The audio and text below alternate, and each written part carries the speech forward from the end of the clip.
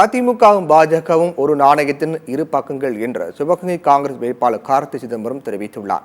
சிவகங்கை நாடாளுமன்ற தொகுதி காங்கிரஸ் வேட்பாளர் கார்த்தி சிதம்பரம் அவரது தந்தை ப சிதம்பரம் இருவரும் சிவகங்கை வாலாஜன் நவாப் ஜூம் ஆம் பள்ளி வாசலில் முக்கிய ஜமாத் தலைவர்களை சந்தித்து கலந்துரையாடினர்.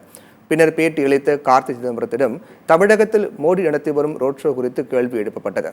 அதற்கு பதில் அளித்த கார்த்தி சிதம்பரம், மோடி பேஷன் ஷோ கூட நடத்தலாம், அதை மக்கள் வேடிக்கை பார்ப்பார்கள், ஆனால் திமுக காங்கிரஸ் கூட்டணிக்கு தான் ஓட்டு போடுவார்கள் என்று தெரிவித்தார்.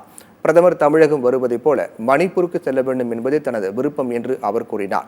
எடப்பாடி பழனிசாமி மோடியை ஏன் விமர்சனம் செய்வதில்லை என்ற கேள்விக்கு பதிலளித்த கார்த்தி சிதம்பரம், அதிமுகவும் பாஜகவும் ஒரு நாணயத்தின் இரு பக்கங்கள் என்று கூறினார். கூட நடத்தலாம், ஒன்றும் ப்ராப்ளமே இல்லை. ரோட் ஷோ மட்டும் இல்லை, ஃபேஷன் ஷோ கூட நடத்தலாம். அதையும் வேடிக்கை பார்ப்பாங்க. ஆனால் ஓட்டு போடுறது திராவிட முன்னேற்ற கழகம் காங்கிரஸ் கட்சி கூட்டணிக்கு தான் ஓட்டு போடுவாங்க. இதுக்கு இல்லை, அவர் இந்தியாவோட பிரதமர் எந்த ஊருக்கு வேண்டாலும் போகலாம்.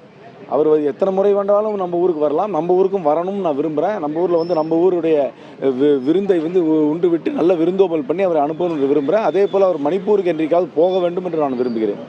இந்த கருத்து கணிப்பெல்லாம் நான் எடுத்துக்கிறது சீரியஸாக கிடையாது. மக்களை போய் நான் இந்த மக்களை தான் பார்க்கிறேன். இந்த மக்களை நான் பார்க்கும்போது அவர்கள் இந்த இந்துத்துவ அரசாங்கத்தை நிராகரிக்க வேண்டும் என்ற நிலையில் மத்தியில் மாநிலங்களை மதிக்கின்ற, மாநில உரிமைகளை மதிக்கின்ற, இந்தியாவுடைய பன்முகத்தன்மையை ஏற்றுக்கொள்கின்ற அரசாங்கம் தான் வேண்டும் என்று விரும்புகிறால் அந்த மனப்பான்மை இந்தியா முழுவதும் இருக்க வேண்டும் என்பது என்னுடைய விருப்பம்.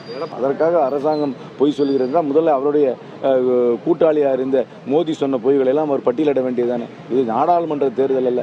நாடாளுமன்ற தேர்தலிலே இங்கே பரப்புரை ஆற்றுகிறவர் இந்தியாவில் இப்போ அவர் அந்த இந்தியாவுடைய பிரதம மந்திரிக்கு எதிர்த்த அணியில் தான் அவர் போட்டியிடுகிறார். இன்னொரு அணியை அமைச்சிருக்கிறார். அவங்கள இவர் விமர்சனம் செய்து அவருடைய பொய்களை எல்லாம் இவர் பட்டியலிட்டிருக்கலாமே. இன்னைக்கு நாங்கள் மோடிக்கு மாற்று அரசாங்கம் அமைப்பதற்காக எங்களுக்கு வாக்கு கேட்குறோம்.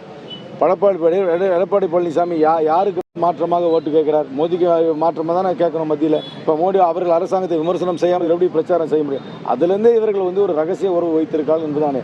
என்னை பொறுத்த வரைக்கும் அண்ணா திராவிட முன்னேற்ற கழகமும் பாஜகவும் ஒரு நாணயத்தின் இரு பக்கங்கள்.